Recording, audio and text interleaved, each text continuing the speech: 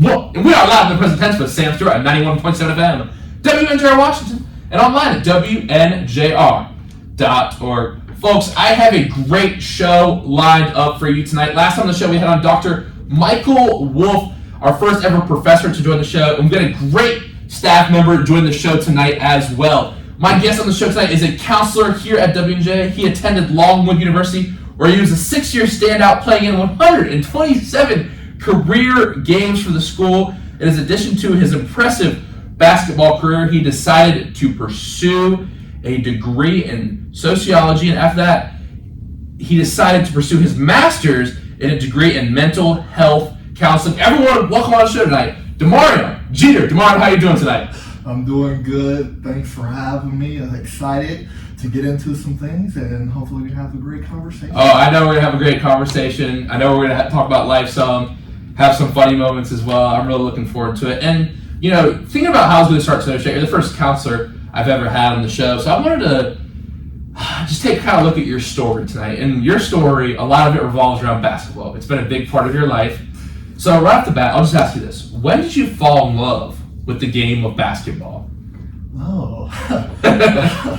I didn't fall in love with the game of basketball until about 6th grade. Before then, I was actually a football player. Really? Yeah, I played Pee Wee football. Okay. And believe it or not, I was a quarterback. Really? That's a tall quarterback. Exactly. And part of the reason why I started to love basketball, because as I got older, people kept getting bigger, and I was a skinny, tall person. So I would just get killed out here, parents yelling every time I ran the ball, kill him, kill him, kill him. So a point at that time, I'm like, yeah, I don't want to get hit anymore, so we're going to focus on basketball. Okay, gotcha. And you grew up in Dayton, Ohio, but you decided to go to college at Longwood. So the next part of your story is you became a college basketball player and had a great 6-year career, but why did you choose to go to Longwood? Well, a bit of a backstory why I went to Longwood University. Originally, the head coach, his name is Jason G. He worked as an assistant coach at Cleveland State University. And the entire time he was at Cleveland State, he recruited me there as well. But this probably went on for about a couple of years. And then eventually he got to the point where he was just really honest with me, where he essentially said, Jeter, everyone called me Jeter back in those days. Okay. Jeter, we just don't have any scholarships available right now. So we probably won't be able to offer you. But even in spite of that, he still always came to open gyms, and still always came to watch, and still kind of kept contact with me. Then it got to a point where I was in class one day, and I randomly got a text message. I looked down, and it was from him, and it essentially said he may be getting a head coaching job somewhere, and if he does, he wants me to be his first recruit. So he eventually got the job at Longwood University, texted me right away. I took an official visit, didn't go to prom, went to my official visit. Awesome. And then essentially I committed a week after that. Wow, that's awesome. And, before we get to the next chapter of your story, I want to ask you the question, what is your favorite part about the sport of basketball? Oh, my favorite part of the sport is the competition aspect of it. And I guess the competition aspect of when you're competing against someone and they can't do anything to stop you. So it's always it just brings a different side of people. And just watching, it's just a different feeling when, there's nothing, when you can score on them and they can't score on you. There's a different mindset that comes. I like that answer, I like that. And my next question for you, on the flip side of thing, what is the most difficult part of the sport of basketball? Practice. Suicide. Well, especially the college part of it is just the length of the season. It's essentially the commitment of giving away the freedom to dictate your schedule. There were many years that I never went home. I gave up Thanksgivings. Wow. Summer, I got a month off and I was already back. There was no spring breaks for me, so that part was kind of difficult, knowing all the things that you miss out on, such as family birthdays or little things, and then having to, when you do go back, feeling like your people are growing without you, because their life still goes on when you are away from them, and it's just kind of hard to continue continuously readjust, and then leaving the environment and things like that. So I think that's like the hardest part. That's an interesting answer. I've never heard someone answer like that. I think that's something to think about. I really appreciate that answer. And my next question for you, Damarion, is one of the big things that happened during your career, by your own admission, was your injuries. And one year, you injured your rotator cuff, and by your own admission, you said the meat was almost ripped off the bone entirely. And that was your words in the NCAA interview. And then the next year, as soon as you get back, you break your foot. And you said you knew it as soon as it happened. You sat on the bench, put some pressure on it. So, one quote I heard you say in this interview was, "Why did I make all the little lifestyle changes just for this to happen again?" So I want to ask you, how did that dealing with adversity, dealing with injuries, change you as a person? And what life lessons did you learn from that time period in your life? Well, first I would say, going through those things at that time, I did not learn anything. Interesting. I was too caught up in kind of my pain. I was too caught up that I wasn't playing. I was too caught up in all the sacrifices that I thought I was making and that should have paid off. So I wasn't able to have that kind of clear mindset to see how this could potentially benefit me in the long run. I actually didn't really come to terms with this till probably a couple years ago, because I used to have the mindset that I gave basketball all I could. I loved basketball, but it didn't love me back. But then once I got some distance, more and more took a break from the game, this actually allowed me to see what it allowed me to do. And it helped me kind of come to terms, and it forced me to grow my identity, because being essentially tall my whole life, everyone just assumed I played basketball, and yes, I did. So my identity was all wrapped up into that. And when I went to college, like my major was sociology, but I honestly didn't care. I was there, I was there to play basketball and either go pro into the NBA or overseas. But those injuries caused me to reevaluate life. And through that time, it allowed me to kind of grow and understand myself more, and forced me to venture into different avenues where if I was still playing throughout that time, I know I definitely wouldn't have, because basketball is really like my sole focus. And for you, overcoming those injuries, what is the biggest advice you would give to any athlete who's dealing with a major injury like that? I think it's hard for me to think of just one thing to say. But it's going to come with acceptance that it's going to be a very difficult process, and that we're going to get caught up in kind of like the beginning of the journey and the end of the journey, and we often forget like the middle of the journey. And those are the hardest times. Those tedious days of doing rehab, day after day, just sucks. But if you can always keep that end goal in mind, you will eventually get there. And that even if you have like a serious injury, that doesn't mean that you still can't be successful in your sport. You may look differently or you may play differently, but that doesn't mean you can not still become better. And I think a lot of times we forget that. And I went through that myself. Like, I had a foot injury, and I'm not, still to this day, I can't jump as high as I used to.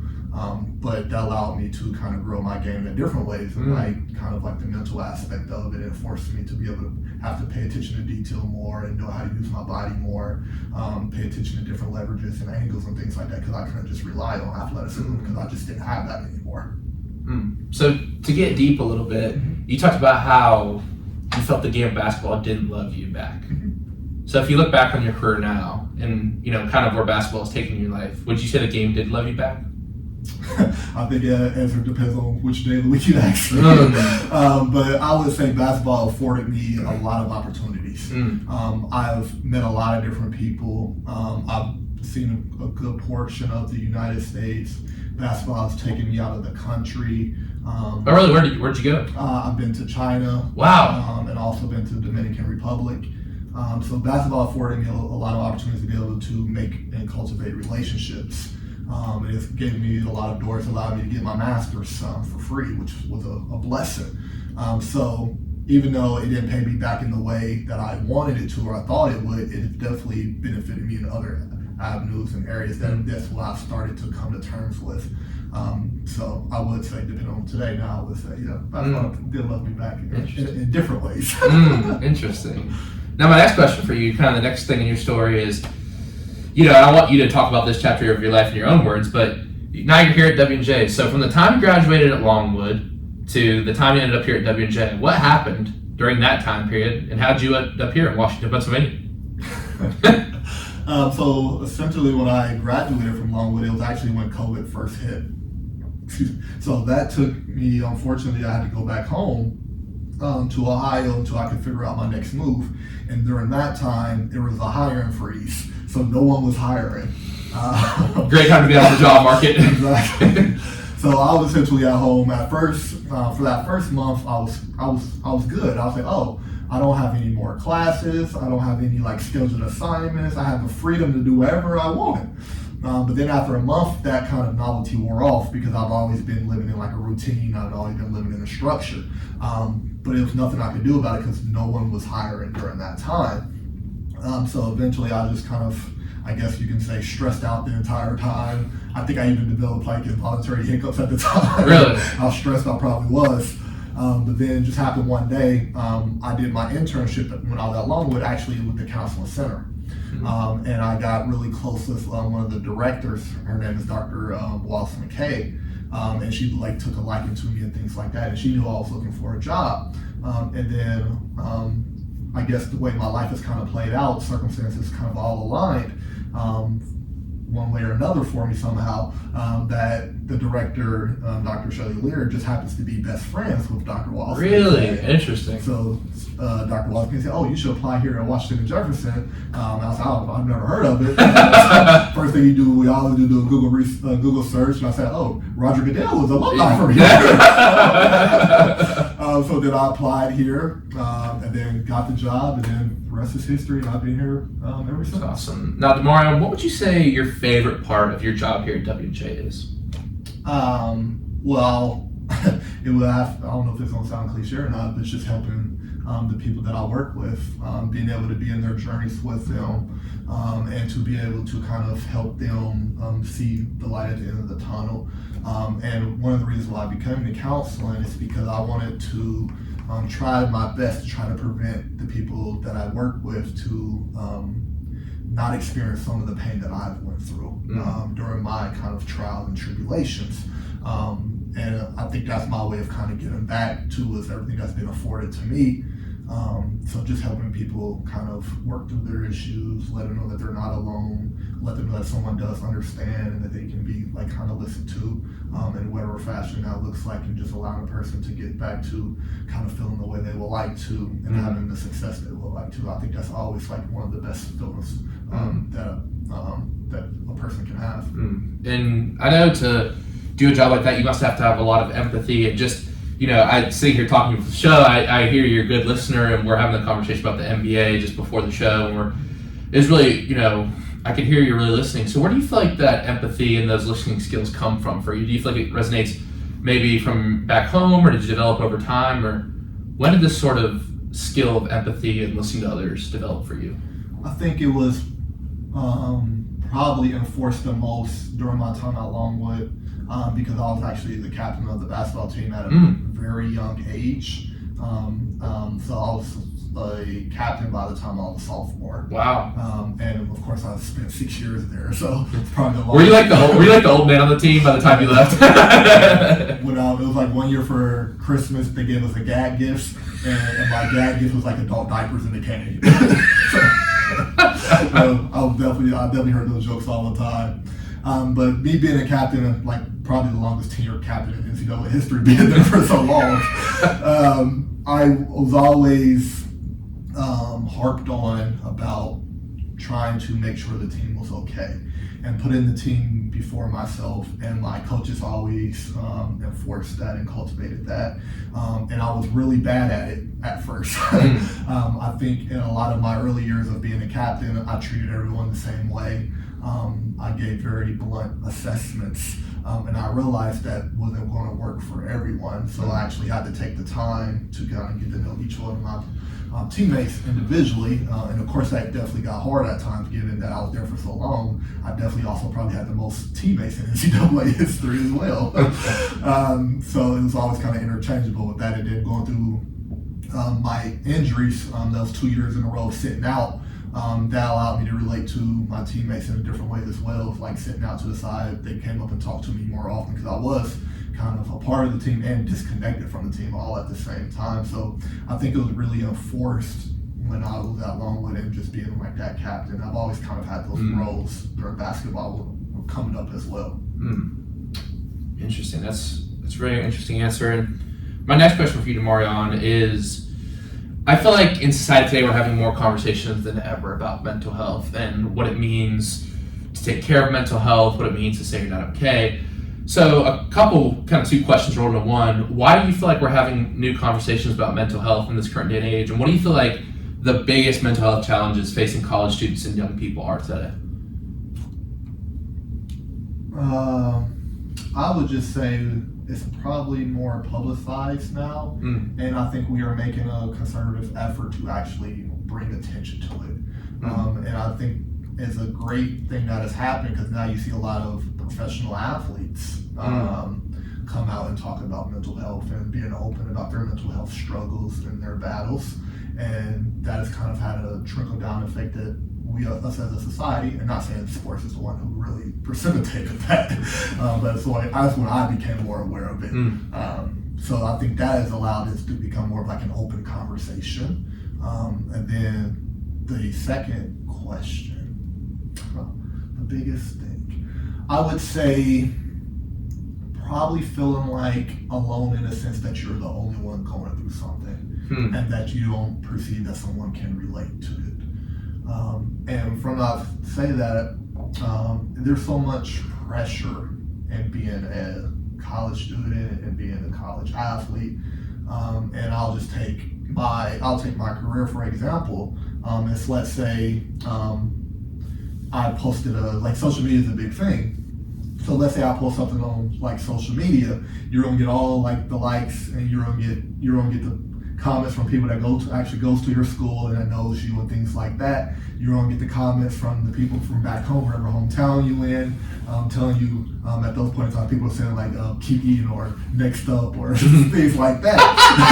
Like you get those comments, and then you also have like the pressure that you put on yourself internally, and then you may have kind of some perceived pressure from like your family background or your family experience, and then also you have the pressure of like if you like from a coach or a professor. So there's so much pressure, and it's always like the expectations that you like, or feeling those expectations that you have to live up to that because you don't want to let anyone down. And a lot of times people feel like alone in those feelings and things like that because those are not things like we share with one another, especially in a lot of men's teams. Like we weren't talking about that. No, I think that's a good. I think, and I feel like there's kind of this perception with like men's mental health that like you're supposed to like tough it up or man up, which to me like being able to be open about your feelings and say something's wrong, like hey, I want to work on this is one of the most brave things you can do. And I think but it does seem to me that sometimes men, we get in this idea that maybe it's not great to talk about things. You know what I mean? I don't know if you experienced that yourself. Oh, yes. I say probably the most overused word or phrase in collegiate sports is mental toughness. I think that's the most overused word because I think everyone uses it, but I don't think anyone can really define it. But we all just throw it out there. You know, I would definitely agree with that. Interesting. Wow, and I just laugh a little bit because before my first school I went to was like a public school. Coaching situation wasn't great, and the coach, whenever you mess up, he just yelled, "You need to have more mental toughness." And I was like, "What does that mean?" Like, I don't know. Yeah, but oh man, and I feel like I had someone on here, my friend Brandon. He was on here. He's a relief pitcher on the baseball team a couple weeks ago, and he was talking about. We just had a discussion about maybe mental toughness isn't necessarily doing good or bad in the moment. Mental toughness is seeing the results and working to improve, even if they are bad. You know what I mean? I feel like that's someone who does that is more mentally tough than someone who just has a good game right away. You know what I mean? So I've been thinking about that a lot lately. Damarion, my next question for you. tonight, or it's more of an opportunity because I feel like some people listen to the show, they might not maybe have necessarily the resources or maybe motivation at the moment to actually walk into a counselor's office and talk. So if you could give one message, and this is kind of a tough question, to someone struggling with mental health, what is one thing that you would tell them? And I think it would piggyback off one of the previous answers. It's just, you are not alone. It's okay to struggle. It's okay to not be doing well. It's okay that things are not working out right now. That doesn't mean that's going to stay that way forever. Things come, things go. Healing can happen.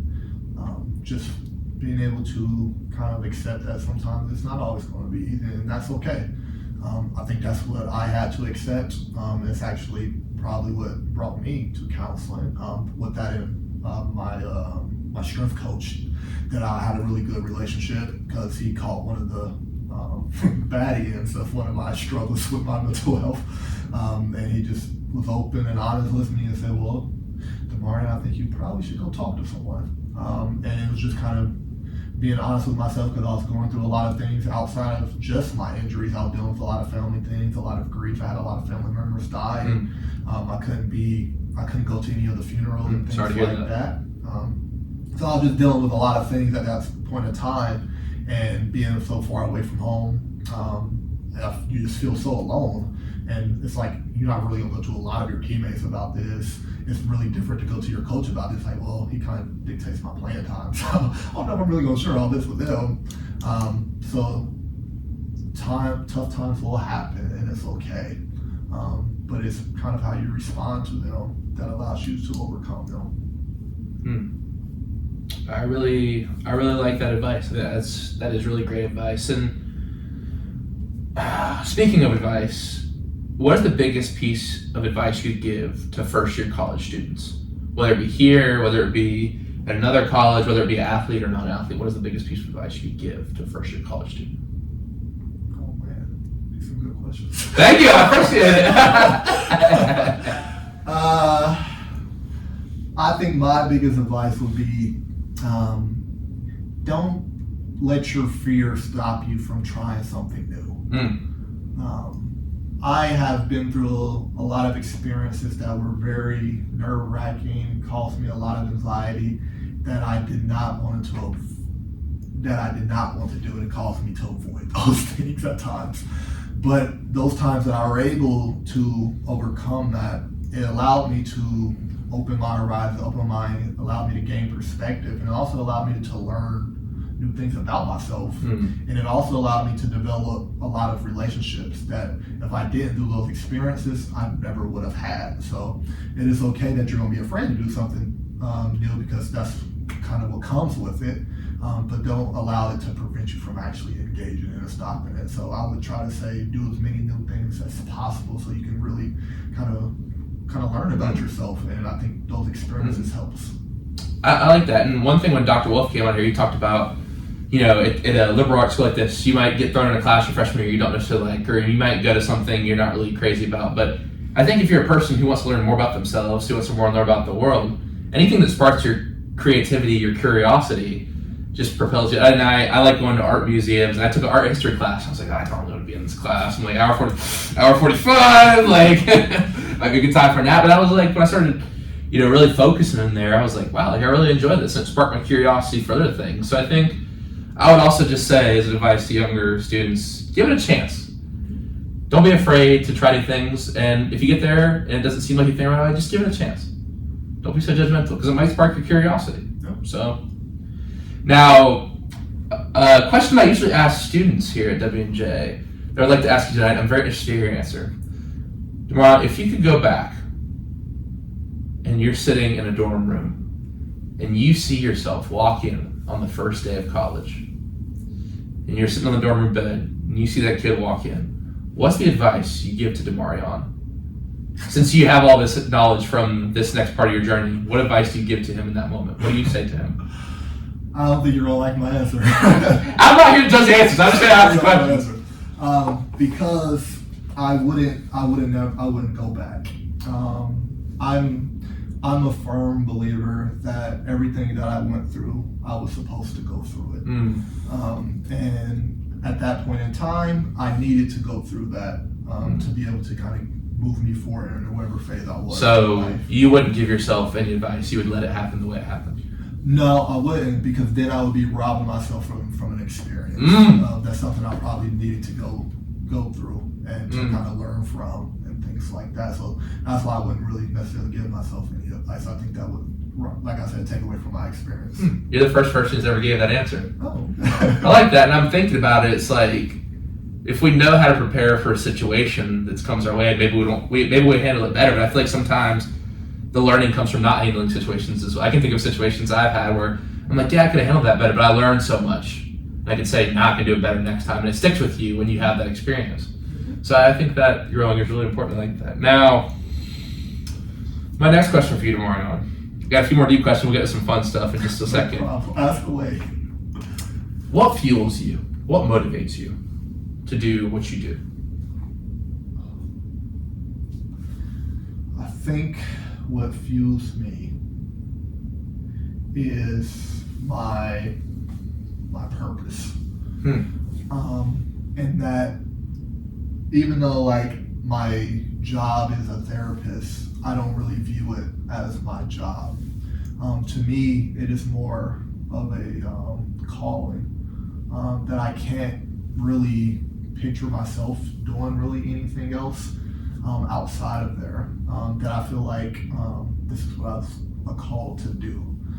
I am a man of faith, so that definitely plays a role in there. But I think that's what continuously pushes me forward and trying to move forward with my life. And also some things that probably contributed is my family. I have a lot of siblings, and I want to make sure that they have the opportunity to see that their life can be different, that they have different opportunities, and they can say someone in their family did some things that was outside of the box.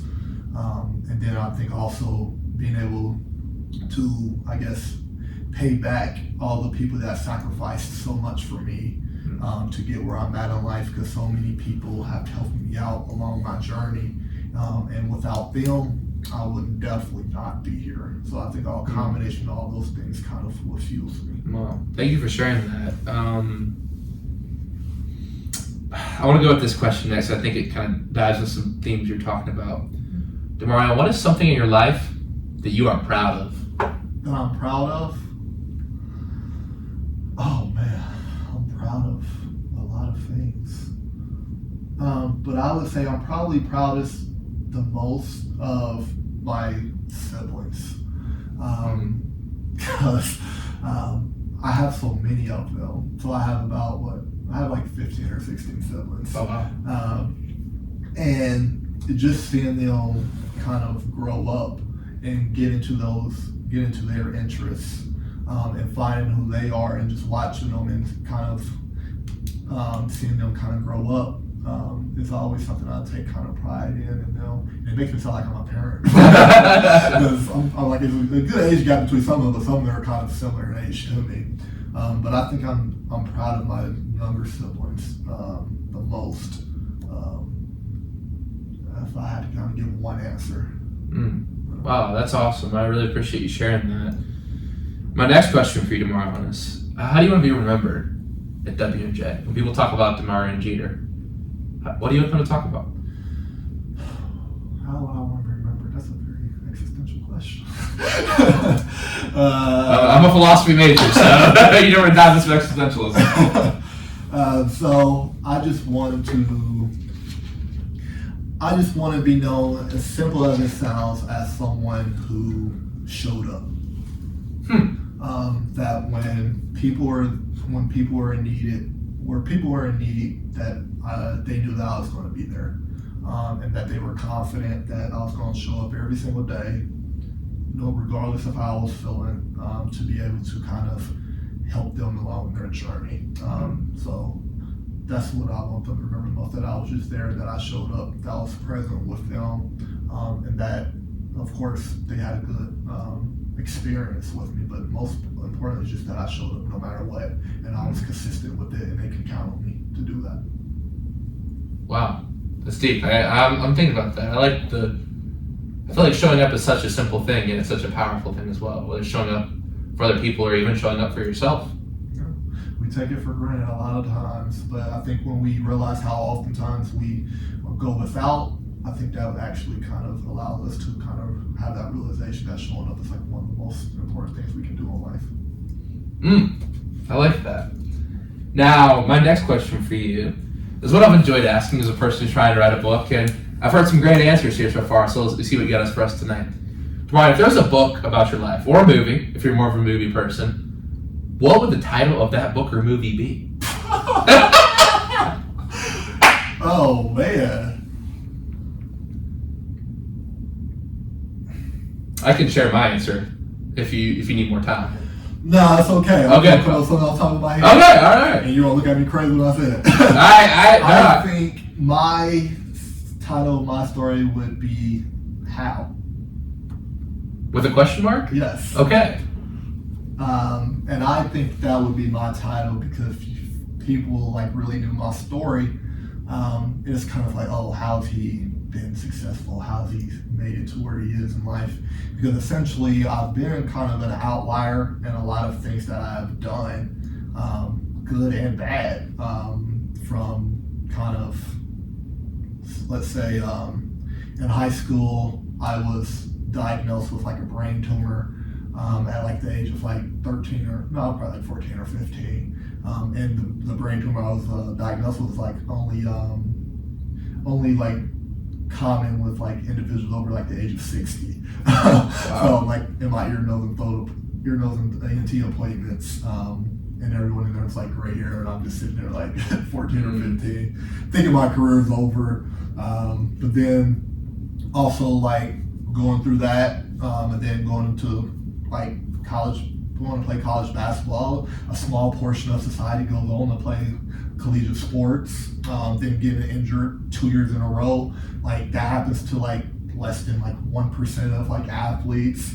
Me not being a therapist, a male therapist is uncommon. A black male therapist is uncommon, and then also being a 6'7" therapist is uncommon. So I've kind of been like an outlier in a good portion of my life. And so I would say that question of how, I think could kind of best encompass that in this kind of journey right now, because I think that would include like the trials and the tribulations. It would include kind of how I've overcome some of those things. It would include how I'm still working through some of those things as well. So I think just that one word would kind of encompass all that. I'd read that book. Don't worry, I probably won't ever write it. Hey, you never know. Hey, my last kind of deep question for you here tonight is if you had to use one word to describe yourself, what would it be?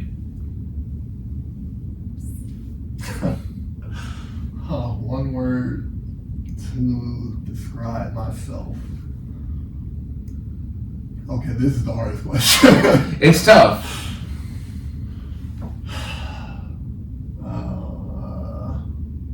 Complex. Complex. Would you like for me to expand on that? If you want to, go for it. So I would say complex because my background is, I grew up differently than a lot of people. That essentially, I grew up kind of with my family. I'll kind of say I'm raised by kind of like 4 different women. And one would be my mom, one would be my grandma, one would be my great aunt, which is my grandma's sister, and also it's like I consider like my second mom. And so I've kind of grown up in a lot of different worlds all at the same time. And like one, of course, like my family was like black, and I've also grown up. My second mom, she's white, so in her family, I've kind of grown up in kind of like this. I guess you consider like the black side of the world, and also grown up in like the white side of the world as well. And being consistently in both kind of worlds at the same time, you can only imagine how sometimes I felt like, where's my place to kind of fit in, and things like that. And of course, growing up and growing up throughout my years, I've always kind of felt some sense of that and those underlying feelings because I'm always like in the bridge or in the gap. I feel like sometimes I never really have like my secure spot or secure space because I've always lived in so many different worlds that I've never just got the opportunity at times just to kind of settle into my own one place. So I think with that comes a lot of complexity with who I am, and me being able to relate to a lot of different people and relate to a lot of different things. On one end, it's great. On the opposite end, there's sometimes it prevents me from being able to be, I guess, take more like the simple things of just myself, and I guess knowing where I fit in at times and things like that. So that's why I would consider like complexity. And I could go in detail for like an hour, but we don't have enough show for that. So that's why I would say complex. Wow, thank you for sharing that. That's a great answer, and thank you for all the answers in this segment. I was really interested. I definitely learned a lot about you and about life as well. So I hope everyone took some lessons away from that segment. But I do want to get to some fun stuff tomorrow, so let's get to some fun questions, get to know you a little bit more. My first question for you tonight is, if you could listen to just one musical artist, and just one musical artist for the rest of your life, who would it be? Oh man, I go in different phases. I used to be in a big Meek Mill phase. Oh, I love Meek Mill. It's in the documentary on him, the Free Meek documentary. I actually didn't see it. I meant to. It's on Amazon. It's really good. Interesting with his like parole case and everything, and the justice system reform he's doing. With the owner of the 76ers and Robert Kraft as well, they kind of work together to form the Reform Alliance. So it was a Meek Mill phase. Then I went to like a Lil Baby phase. What's your favorite Meek Mill album? I'm a big Meek fan. I listen to a lot of his albums. It definitely has to be the Dreams and Nightmares? Dreams and Nightmares. That was his first. But I think his mixtapes are better than his albums. All the Dream Chasers. Yeah. Dream Chasers 4? Solid. So I would listen to more of the Dream Chasers mixtapes. Yeah. So Lil Baby, I've gotten into some Lil Baby. I guess I just never got that much into Lil Baby. You know what I mean? I mean, everyone has their own taste. Yeah. So I was in a Lil Baby phase, but then also now I am. It's going to sound funny coming out of a therapist's mouth, but now I'm like in more of like a Rod Wave phase. And then everybody's like, well, how you use a Rod Wave? You're a therapist. Like, you a sad therapist all the time. It's like, no, it's not like that. But like right now, I'm like in a Rod Wave phase. Okay. So I don't know. I think it kind of changes with me. So let's just go Rod Wave. So that's I got more into a lot of the guys on the basketball team here listening to Rod Wave. I got really into like the first song I heard was By Your Side, which is like an interpolation of Hey There Delilah at the end of the song. Did you know that? I did not know that. Like Hey There Everybody, What's It Like in New York City? That's from a pop song called Hey There Delilah. Yeah, I didn't know that was good too. Huh. Yeah, it was an interpolation, I think is the right word. But yeah, I also like Tombstone and Cold December. And is the album a butterfly? What is the one with the soul? It's got the yellow on it. I'm trying to blank. Let me look it up real quick. I like to be able to like list albums. I got you. I got all things the right way. Okay. It is Rod Wave album. Beautiful Mind. Beautiful Mind. There we go. All right. Cool. Now, my next question is: if I could hand you the tickets right now to any artist, front row, middle seat throughout history, any artist, dead or alive, who are you going to see in concert? Oh, Prime Wayne. Prime Wayne. Prime Wayne. So not Wayne right now. No Wayne. I think there's a rumor that Jay-Z and Lil Wayne might be hooking up to do another album. I saw it on Twitter. I try to pay attention. I feel like Lil Wayne, like early 2000s. Is that the Lil Wayne you're referring to? Early 2000s? Oh, yeah. All the no ceilings and the mixtapes. Mixtape Lil Wayne was crazy. Yeah. I feel like I was the Carter 5 that dropped a couple years ago with like Uproar, and he was good, but it's just not. Yeah. They say he's recorded he'll have like 500 songs in flash drive. Like his bars are crazy.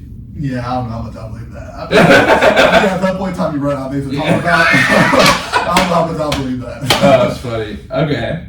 Yeah, that'd be definitely a good concert. Mm-hmm. Now, my next question for you.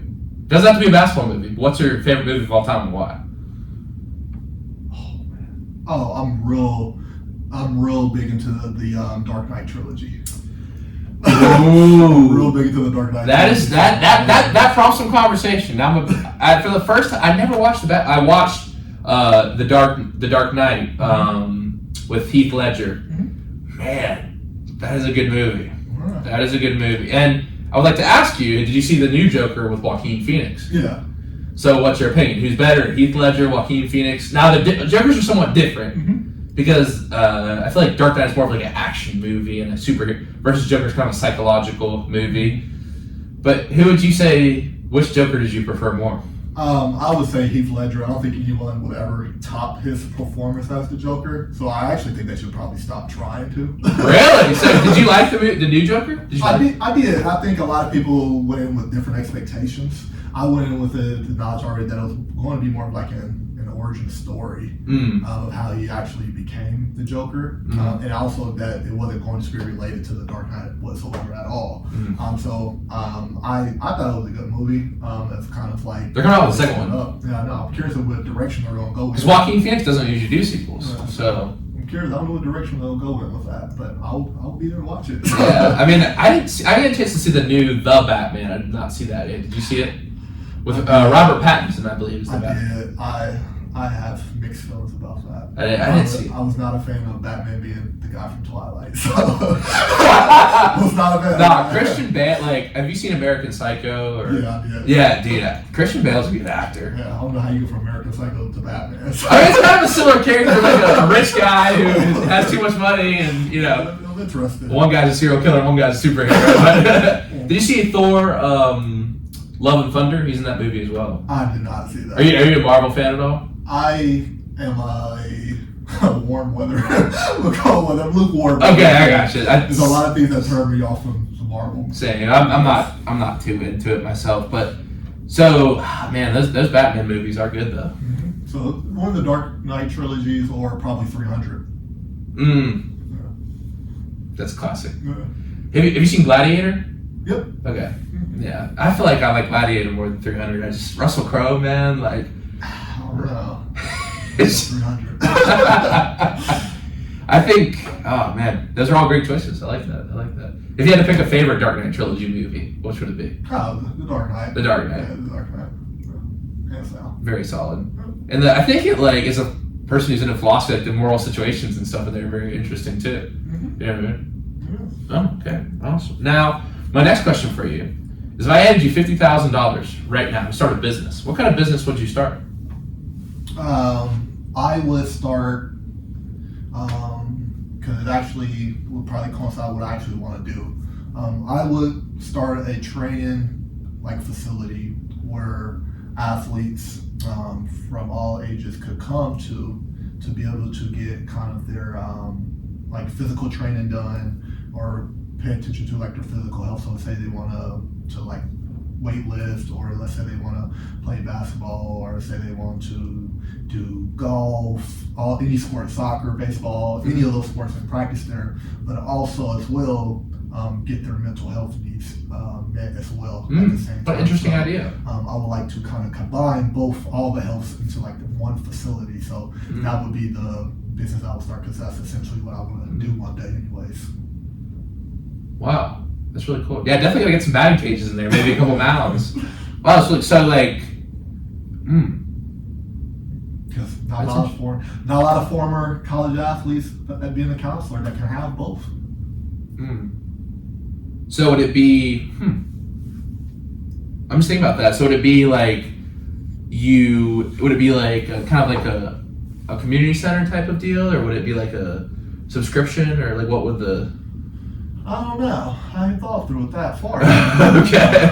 But I think it would just be I don't think it's any different from you see athletes that just need some extra training outside of practice. Okay. And just want to continue to work on their game. And just essentially it's just having an individual trainer, but all in one area, in one facility. And then there's also mental health professionals. The mental health side of there, which is a part of the game as well, as most people know and most athletes know.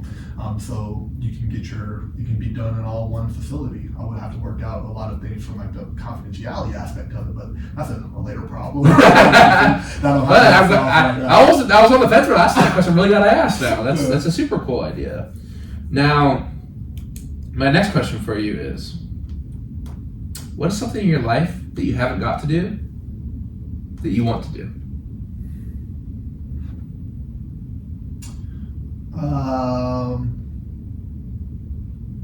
It's probably a cliche answer, but I would say take care of the people that took care of me. I don't think I have gotten to do that yet the way I would like to, and just show how much it meant to me, everything that they've done for me, and I think give them their proper recognition for their sacrifices. So I think that what I say, even though it's probably cliche. Wow, thank you for sharing that answer. I really like that answer. And we're gonna do our Would You Rather segment, our trivia. We're gonna head to break and talk about some NBA. So are you ready to play Would You Rather tonight? Let's do it. Okay. So for tonight's Would You Rather, $1 million is on the line for this Would You Rather question. Would you rather have one possession to stop Giannis from scoring, or one possession to score on Joel Embiid? Which would you rather do? Oh, one possession to score on Joel Embiid. I think it's I have more control over that. Yeah, if Giannis gets a full head of steam, it's tough for anyone to stop. Yeah, I have more control over that. So yeah. All right. Hopefully, I'm quicker than Joel Embiid at this point in time while I steal. So you never know. I'd probably say, just because I'm nowhere near as basketball as you, but it's like an average person. I feel like I'd say Joel Embiid, just because like I might chuck up a random shot and I might get lucky. Versus, like, there's no way I'm stopping Giannis. Like, I'm diving out of the way. Like, I'm doing what Steph Curry did in the All-Star game that one year. I'm laying on the floor. You have a better chance of scoring than stopping Giannis, and it depends if Giannis has a head start or not. But that's the technical aspect. Yeah, we have to get to the technical piece of it. If you could, kind of a side note, if you could play one-on-one or hang out with any NBA player, past or present, who would it be? I would say Michael Jordan. I'm a big Michael Jordan guy. I think it would be between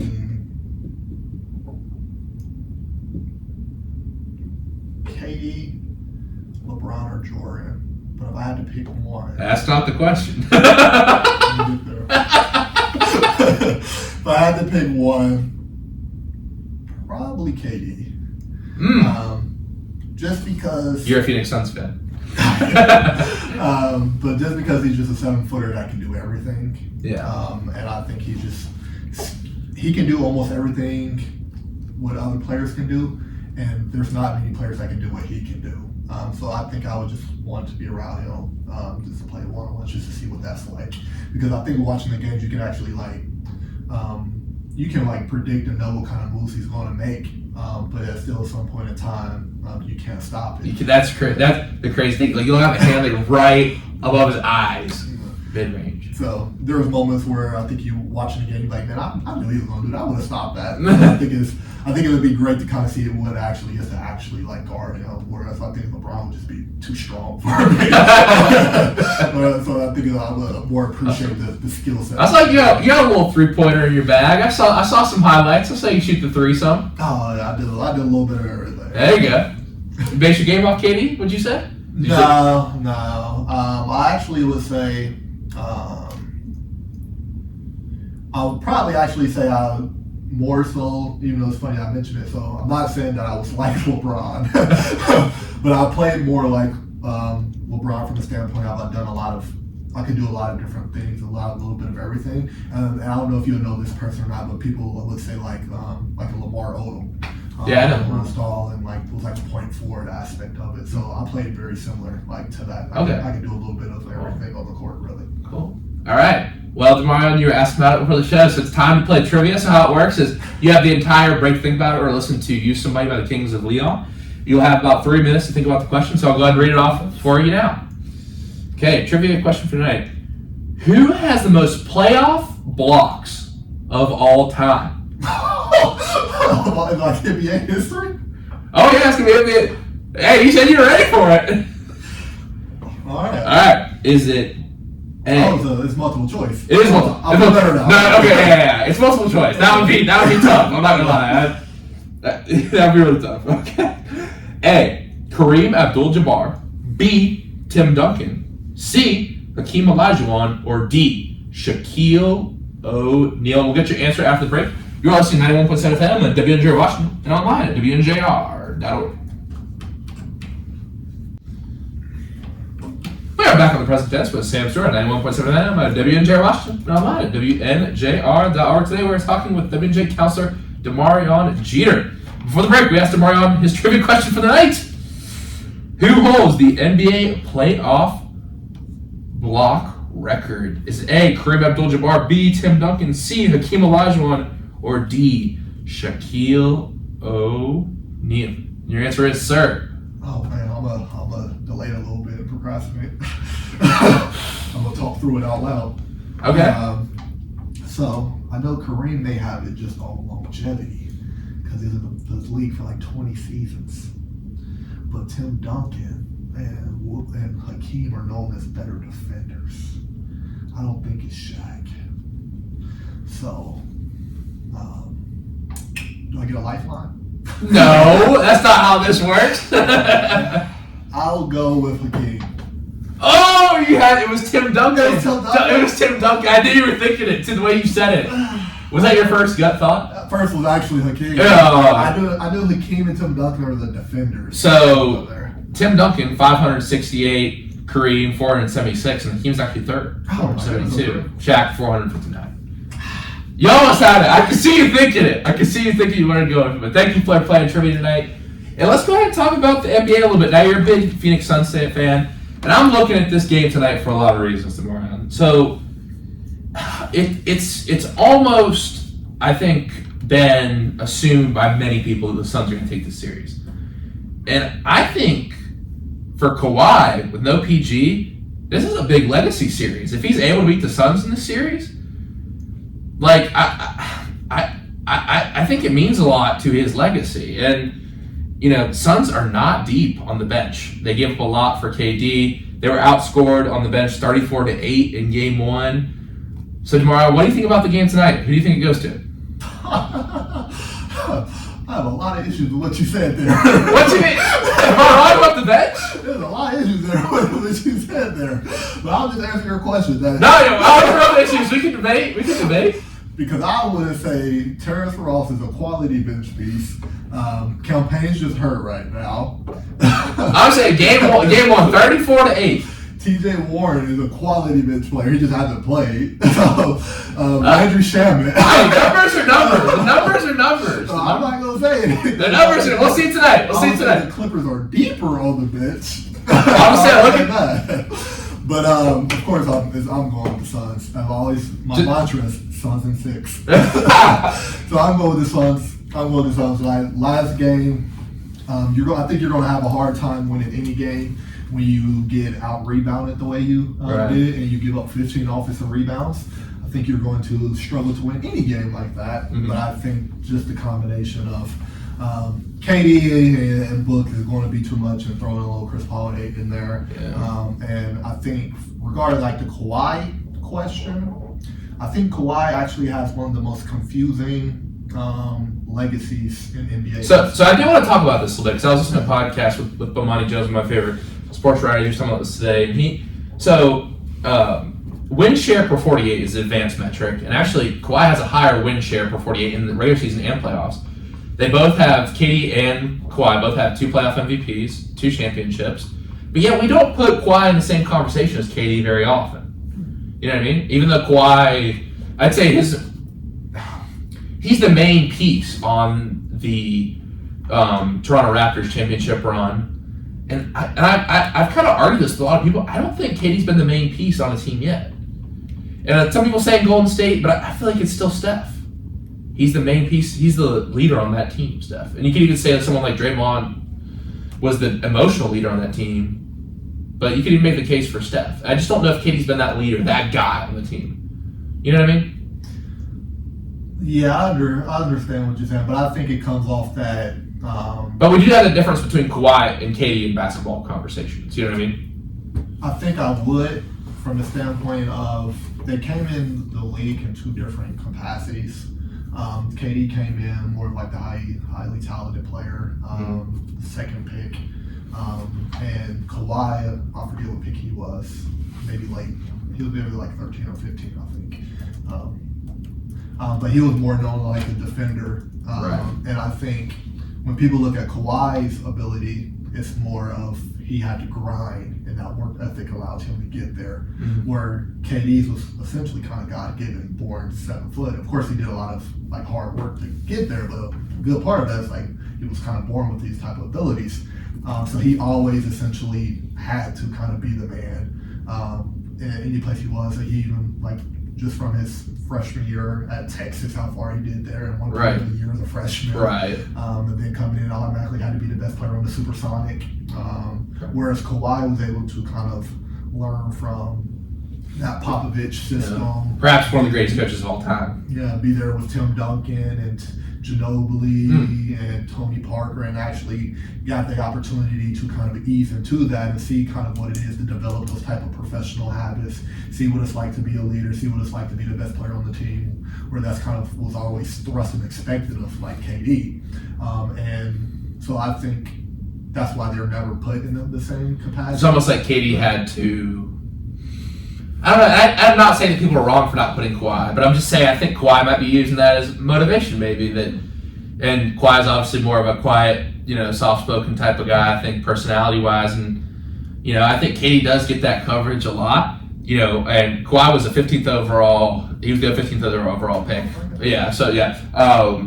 And I just feel like Kawhi has said he's inspired by Michael Jordan. To put it in the words of Mike, maybe he's taking it personally. I mean, because that's a legacy victory. If he's able to beat the Suns, I don't think it'll happen. Because at the end of the day, I feel like the Suns are just a better team. But I mean, Russell Westbrook, if he shoots better, like he was 3 for 19, he has a lockdown game, a lockdown possession rather on D-Book. Like, I don't know. It's just with kind of you don't really have a true point guard, I would say, who can really get a bucket for the Clippers. Like, Russ is. It's just hard to say he's a good player anymore. You know what I mean? Like, I hate to say it, but like I like that he got that moment with D-Book. Like, and if we got Warriors Suns, that would be an awesome series. But I would like to see Russ win also. But at the same time, like, you saw what the Lakers are doing now without him. So. But your final thought is Suns in 6? Oh yeah, Suns in 6 every series. All right, there you go. And I think another thing too is like, can Monty Williams get KD open shots tonight? Like that's gonna be a big key. Can he work to get the ball in his playmakers' hands? Because I think Ty Lue's gonna be strategizing. I think Ty Lue is a good coach. Yeah, he is. But I think what actually would be the most important thing if the Suns can match the Clippers' energy, effort, and physicality. Okay. Because I would definitely say that we probably struggle rebounding the ball, and the Clippers have a lot of players that are physical, or you consider like dogs. Like Zubac is definitely a lot to like handle, and like once Aiden goes out the game, and then we don't really have much depth at like center. We gotta rely on like Biyombo, he's an energy player, but it's not like he still gives up a lot. But I think the Clippers have a lot more kind of like those dog guys who bring a lot of energy and effort, and Russ is one of those. So I think the biggest issue will be able to kind of match that.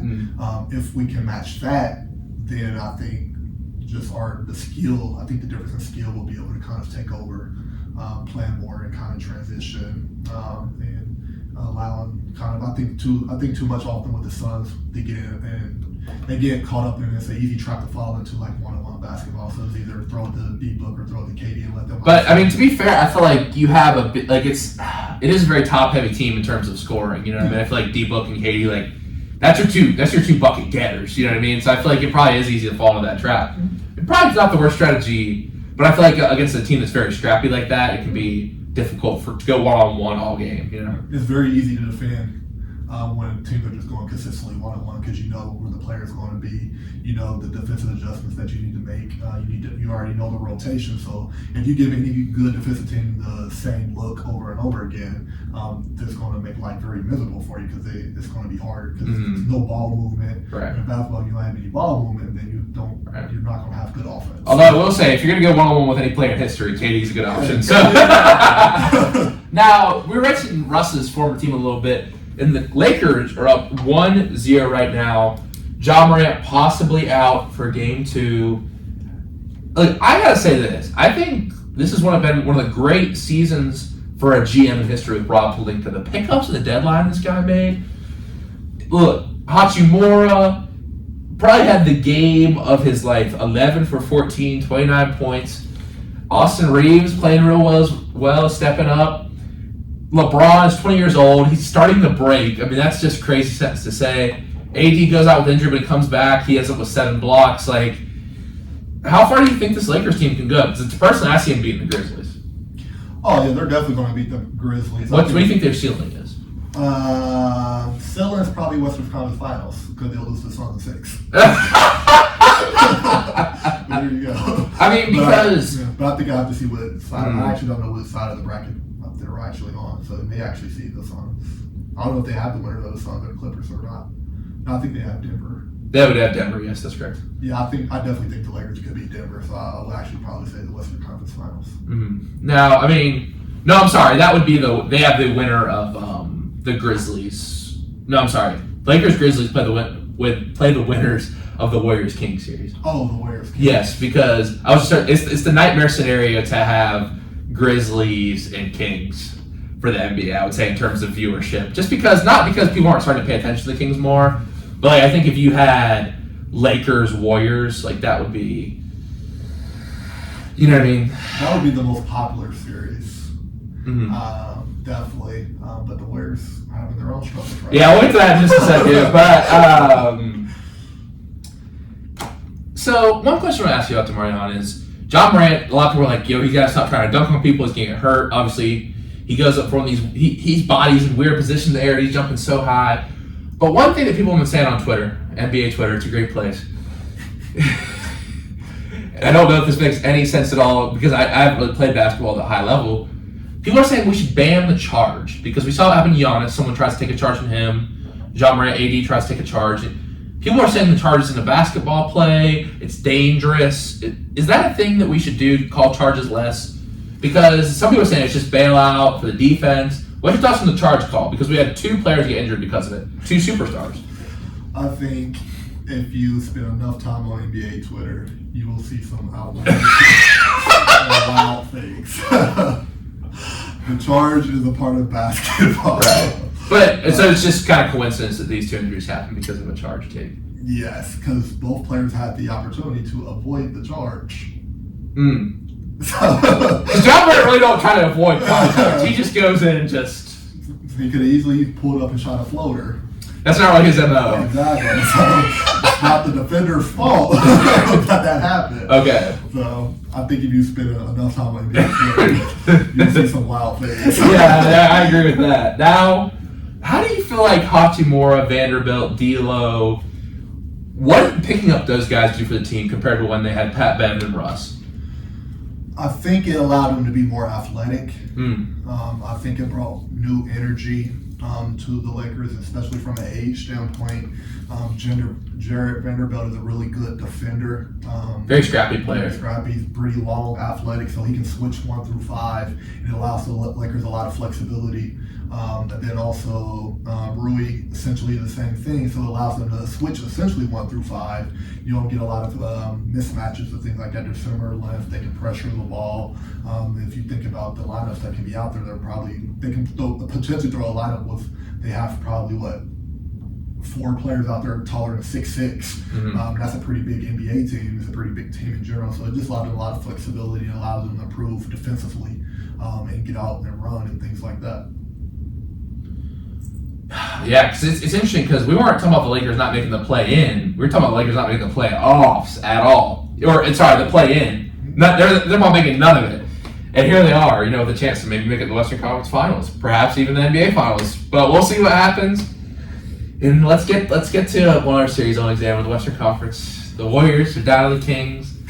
Peter Zero, my coach came out and said, "Y'all watch." He's gonna say, "Light the beam," and he goes, "Light the beam, Stu." And I said, "All right, we'll see what happens."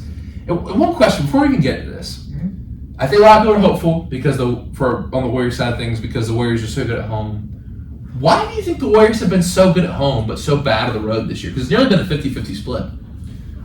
What in basketball is the impact of home and road, and why do you think that's affected the Warriors so much this year? I think a lot of different factors played into it. Let's say for a home game, you normally have the same routine. You have the comfort. You know what time you're going to go to sleep. You know what you're going to eat. You know what time you're going to wake up and go to shoot around. You know what time you're going to get your pre-game shots up. Of course, you have the fan base behind you. You don't have to travel or anything like that. You're just waking up, going to the gym whenever you would like to. Whereas on the road, all those things are kind of different depending on where you're at. There's really essentially no routine being on the road. Everyone has to kind of follow the same one. And then also, I guess you have to factor in the crowd. So it's just different preparation that goes into both. And then I think part of the Warriors is they battled through a lot of injuries. Andrew Wiggins was out for a long period of time. Steph's been in and out. Clay's been low managed sometimes due to all the injuries he's had. So I think it's always hard to build continuity, even when you spend so much time together, because basketball is so. Some basketball sometimes is so fragile that any little thing can throw off like the energy and derail a season or make a breaker season. So I think that's probably the combination of all those things. I mean, they started the year with Draymond punching his teammate, and everyone saw that, and that kind of goes on. But I think once the public becomes aware of that, a lot of the eyes that's not meant to be seen kind of play that. So I think all those things probably played a role. Yeah. Yeah, because you know people are on the road are definitely yelling that about the Draymond about punching his own teammate in the face.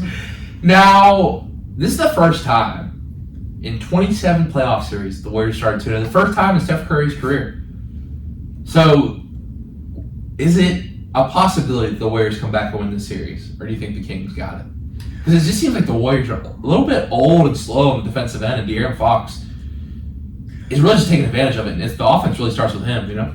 Yeah, I would say it's definitely a possibility. They say the playoffs don't really start until the home team loses.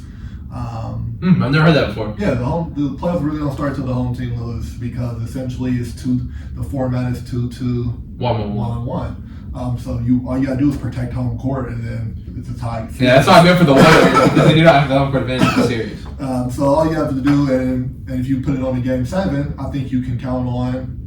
I think people would count on more on the Warriors championship legacy than kind of the Kings' new experiences, not being in the playoffs for 16 years and finally being back in. But I think the Kings caught a lot of people off guard because a lot of people haven't seen the Kings. Yeah, they're not on TV much. They're not on TV much. So, but just the way they play so up and down. They just run up and down so much, and they lead the NBA in scoring. So they're just trying to get shots up, and I think they play at a much faster pace than a lot of NBA teams do. Right, and I feel like the Warriors, when all those guys were real young in their career, did play at that pace. But, Father Time never really loses a contest, so I look to LeBron. Yeah, that LeBron. I mean, it's. Although I would argue that I feel like AD is kind of AD is the guy they really need to play well. Again, LeBron is going to do what he does, but I think the key to that team is AD. It is. So, although Father Time, I feel like AD has kind of transitioned to that point where he's the main guy on that team, which if he can stay healthy, which is a big if, we'll see what happens in the West. And, the one series I really want to talk about in the East is this series with Milwaukee and Miami. Now, Jimmy Butler is the fourth player to record 35 points, 10 assists, and 3 steals in multiple playoff games, joining Michael Jordan, Russell Westbrook, and LeBron James. Jimmy Butler, I feel like, has to be up there as one of the most... You have to want him on your team if you're in the playoffs. And yes, he did miss that shot last year, clanked off the ring. But do you think there's any chance that Miami beats the Bucks? No. Okay. Well, I think it depends on how healthy Giannis is. Right. And even if Giannis doesn't play, I still don't know. I still don't give him a good chance, only because the Heat has struggled all year offensively, and they just lost one of their best shooters in the year. That was a weird play. How he kind of dove on the floor. Then he made a 3 with a broken hand. Yeah, he should probably learn how to dive. Because it didn't look weird, but it was. You saw his kind of hand get turned back. And I think more of that game 1 was the Heat were just playing in the play-in game, so they were more in rhythm. Interesting. The Bucks had some time off, and then especially game 1, the Bucks are going in, not the Bucks, the Heat are going in with that mindset, we don't have anything to lose. Everyone's expecting us to lose anyways, because the Bucks swept them 2 years ago anyway. Right. So yes. I think that just allows you to play more free. And so the Heat had their best shooting game of the season. The Bucks had their worst shooting game of the season. So probably ain't gonna win that game. But I still think the Bucks take it. Now, who's your prediction on the East? The Sixers, Tyrese Maxey joins Allen Iverson. He's the only 76ers player with multiple 30.5 three-point field goal games. Joel Embiid, 15 rebounds and a half in game 1. And they're up 2-0. I mean, the Sixers look good, but I got to go with the Celtics out of the East. I think if Giannis is fully healthy, I would go to the Bucks. Okay. Only because the Bucks and Celtics went Game 7 last year, and the Celtics had home court advantage, and Chris Middleton didn't play. But this time they'll have Chris Middleton, so I think he will be that deciding factor, depending on Giannis' health. But if the Bucks don't make it, then I think the Celtics will be back in the finals. And the Celtics won tonight, won by 13. And here's the thing. I think it's very impressive, all the Celtics drama before the season with Ime Udoka, like having a new head coach and still playing to the level they've played. Like, it's pretty impressive because that's a thing that can certainly rock a team, losing your head coach to do something like that. And I don't know. I just feel like I'm very hesitant about saying the 76ers because just like we know the history of the Sixers in the playoffs. Like, I'm going to go Celtics, though. I'm going to go Celtics. Now, couple stats I want to read before we get to the quote of the day here. Interesting enough, we're talking about KD scoring. He has a 30.3 points per game in his last 7 playoff games.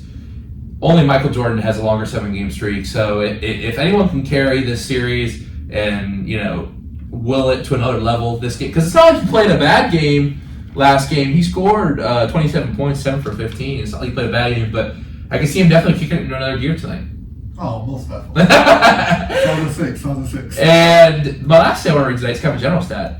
This is the most viewed opening weekend in 12 years. 4.15 million viewers. Why do you feel like this is? I've had some thoughts on this. I think it was a lot of good first-round matchups between KD and Kawhi, or people want to see Westbrook and KD go against each other again. Or you can see the Grizzlies and the Lakers, given how much the Grizzlies are perceived as the villains of the NBA. So I think a lot of people want to see that matchup. And then I think probably people want to tune in again to the Bucks and the Heat. So I think probably those matchups probably pushed it over. And then I think probably the Kings fan base being so excited that they haven't been in the playoffs in 16 years. The Knicks always have a strong fan base. So I think a combination of like the higher market teams are actually in the playoffs this year, with like the Lakers, the Celtics, all the historical franchises actually made the playoffs this year. Yeah, and if the Knicks went to the next round, that would be big for the NBA too. I'd say, because I think people of a certain generation, it's never been like me. I don't know, I don't really get excited when like the Knicks played Madison Square Garden. I'm like, okay. Yeah. No, because I wasn't, like, the Knicks have never really been good. They've been good, but not like they used to be. You know what I mean? Like, I feel like the Knicks, like, in the 90s, obviously, like, you have those Knicks teams, but it's like, to me, if the Knicks are in or out, I'm like, yeah. Or I'll say it for you. The Knicks have been kind of trash. Yeah, okay. They've been kind of trash. That's fun. But I think it's like, this is like exciting time for the NBA, because as much as I'm a Warriors fan, like, it went Warriors and Cavs for a while, and then you had like the Lakers and all the big, but now there's like franchises everywhere, small market teams like the Kings and the Bucks, like, they're good. You got young players like John Morant. You got players like De'Aaron Fox who are making their name for themselves. You know what I mean? Every team's got players. The Cavs, the Knicks have names now, and it's just such a wide variety. We don't really know what's going to happen. Like, a lot of years, like, yeah, Warriors, Cavs again, like, or Celtics, Lakers for a long time in the early 2000s, or the Pistons had a couple years in there, in the 90s. Like, this is an exciting time in the NBA right now. I'm very excited to see what happens in the future. You have Nikola Jokic, who's possibly going to be the 3-time MVP. You know what I mean? Is he your MVP? I'm gonna go Embiid. Yeah, it's a crime how Embiid hasn't won some of these awards. It's a crime that he hasn't been first team All NBA yet. I agree. I just think overall it's just a really exciting time for the NBA to be a basketball fan. Well, really, I think that's all I've got on the NBA. Great conversation. We'll definitely see what happens tonight. Tomorrow I'll go ahead and turn it over to you for the quote of the day. Oh, quote of the day. I'm going to read it because it's quite a long quote. Okay, go for it. And it's from the late, great Kobe Bryant. So hopefully no one else has said it. So there's a choice that we have to make as people, as individuals. If you want to be great at something, there's a choice you have to make. We all can be masters at our craft, but you have to make a choice. What I mean by that is there are inherent sacrifices that come along with that. Family time, hanging out with friends, being a great friend, being a great son, nephew, whatever that case may be. There are sacrifices that come along with making that decision.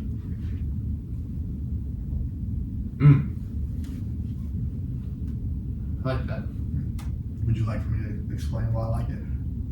You can say that, yeah. I think it's great. But if you want to explain, yes, you can go for it. I think that quote really resonates to me because oftentimes we always set out to achieve certain goals, and we only think of the what life would be like when we achieve that goal on the good side of it, the fun part of it, and we rarely don't think about the consequences of that. So if you do want to be, let's say if you want to be a really great basketball player, that means you want to inherently have to miss out on something, because if you're spending all your time in the gym, that means something is being neglected. And I think oftentimes people forget to be good at something or to do something, that means something else is getting neglected. And I think oftentimes we forget that even our behaviors has consequences. And I think that catches a lot of people off guard, where sometimes they go through a hard time and they, why am I experiencing this? It's like, well, sometimes it's a part of your process, a part of the choices that you made, that sometimes it just comes with it. So I think that always keeps me checking in and saying, do I really want these goals that I want? And am I willing to live with the downsides of my goals coming true as well? So I know the downside of me going to school in Virginia was missing all that time with my family and not seeing a lot of my siblings grow up. I know me not living back in Ohio has caused me to miss a lot of that time and things like that. And it's like, okay, are you willing to accept those type of sacrifices and things like that? And it actually helps me kind of dictate my behavior and what I want to do, and actually fully sit down and actually think about if this goal is really what I'm willing to risk these things for. Wow. Great quote of the day segment, Damarion. Thank you so much for sharing that quote. And thank you so much for coming on the show tonight. This was a ton of fun. I learned a lot about life, about sports. Hope everyone at home did the same. And thank you so much for coming on tonight. No problem. Thanks for having me. Hopefully it was a good conversation. People enjoyed it. And if anybody forgets anything, just remember, Suns and 6. We'll see about that. Damarion, once again, thank you for coming tonight. We're coming back with Angelo and Tanner, 2 fifth years. They're going to be captains on next year's football team. They both had great years this year, but they decided to come out for 1 year. One more year, play for the Presidents. So we're excited. We look forward to that Thursday night at 8 p.m. right here on WNJR. If you see them in the hallways, come talk about sports, come talk about life. But until then, everyone have a great night. Remember to live in the present tense.